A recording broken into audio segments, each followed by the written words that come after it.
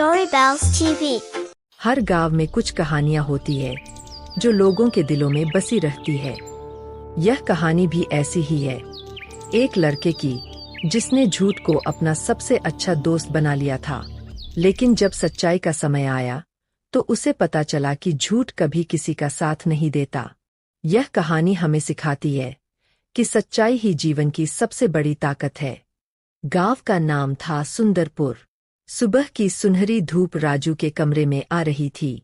दीवार पर टंगी घड़ी 7 बजे का समय दिखा रही थी। राजू बिस्तर पर लेटा था और सोने का नाटक कर रहा था। माँ सुनीता आवाज लगाती हुई आई।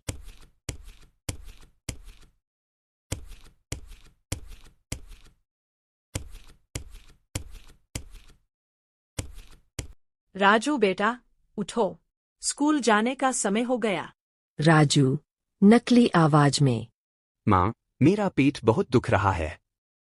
मैं स्कूल नहीं जा सकता। भैया, कल रात तो आपने लड्डू खाए थे, फिर पेट कैसे दुख रहा है? अरे, रात में कुछ गलत खा लिया होगा।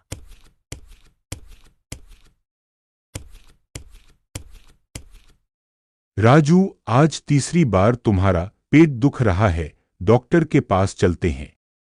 नहीं नहीं पिताजी, अब ठीक लग रहा है। मैं स्कूल जा रहा हूँ। बेटा, तुम कभी कभी अजीब बातें करते हो। राजू अपने दोस्त अमित के साथ स्कूल जा रहा था। रास्ते में पेड़ों की छाया में चलते हुए अमित ने पूछा, यार राजू, तुम बीमार तो नहीं लग रहे? फिर घर में क्यों कह रहे थे कि पेट दुख रहा है? अरे यार, थोड़ा सा झूठ बोल दिया। मैंने मैथ का होमवर्क नहीं किया था। राजू, तुम रोज कोई न कोई झूठ बोलते हो, ये ठीक नहीं है। राजू बेटा, कल तुमने कहा था कि तुम्हारे पिताजी ने पैसे भेजे हैं टॉफी के लिए, पर रामेश्वर भाई कहते हैं उन्होंने कोई पैसे नहीं दिए। काका, वो पिताजी भूल गए होंगे। अमित ने राजू की तरफ देखा। उसे समझ आ गया कि राजू ने फिर झूठ बोला है। स्कूल में सुमित्रा मैडम ने होमवर्क चेक करने को कहा।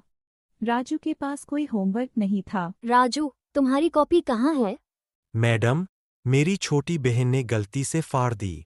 मैंने सारा काम किया था। मैडम, राजू कल भी यही बहाना बना चुका है। मैडम, शायद राजू सच कह रहा है। राजू, घर जाकर अपनी माँ से पूछूंगी कि क्या सच में प्रिया ने कॉपी फाड़ी थी। नहीं मैडम, प्लीज, मैं कल पक्का करके लाऊंगा। टीचर और बच्चों को समझ आ गया कि राजू झूठ बोल रहा है।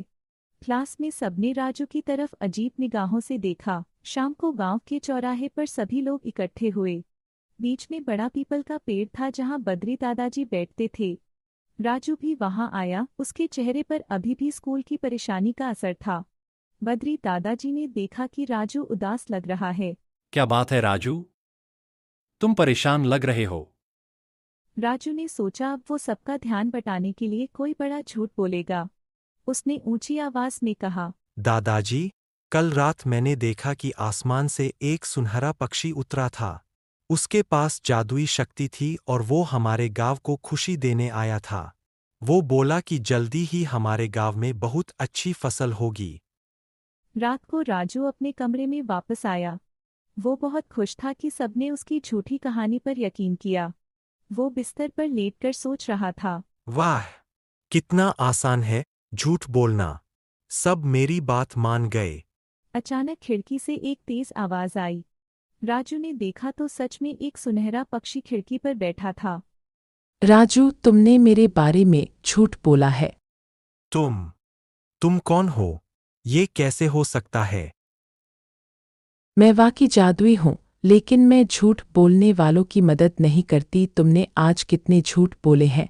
घर में बीमारी का झूठ, स्कूल में होमवर्क का झूठ और दोस्तों से मेरे बारे में झूठी कहानी।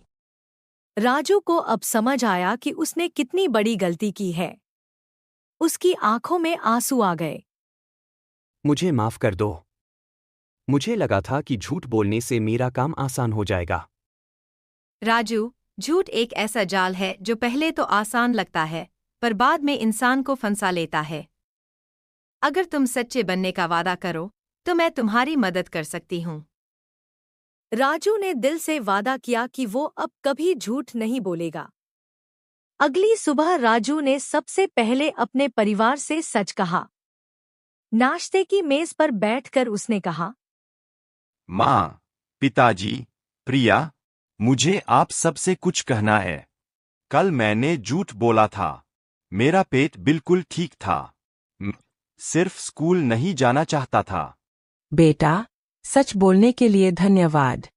शाम को गांव के चौराहे पर राजू ने सबसे सफाई कर दी। दादाजी, काकाजी, मैंने सुनहरे पक्षी के बारे में झूठ बोला था। मुझे माफ कर दीजिए। बेटा, गलती मानना और सुधारना सबसे बड़ी बात है। यार राजू, अब तुम्हारे साथ रहना कितना अच्छा लगता है। दोस्त, मैंने सीखा है कि सच्चाई ही सबसे बड़ी ताकत है। राजू की कहानी से हमें पता चलता है कि झूठ एक जाल की तरह है। पहले आसान लगता है, पर बाद में फंसा देता है। सच्चाई में हिम्मत चाहिए, लेकिन इससे मिलने वाली खुशी और सम्मान हमेशा के लिए होते हैं। जब हम अपनी गलती मानकर सुधार लेते हैं, तो रिश्ते मजबूत होते हैं और जिंदगी में सच्ची खुशी आती है।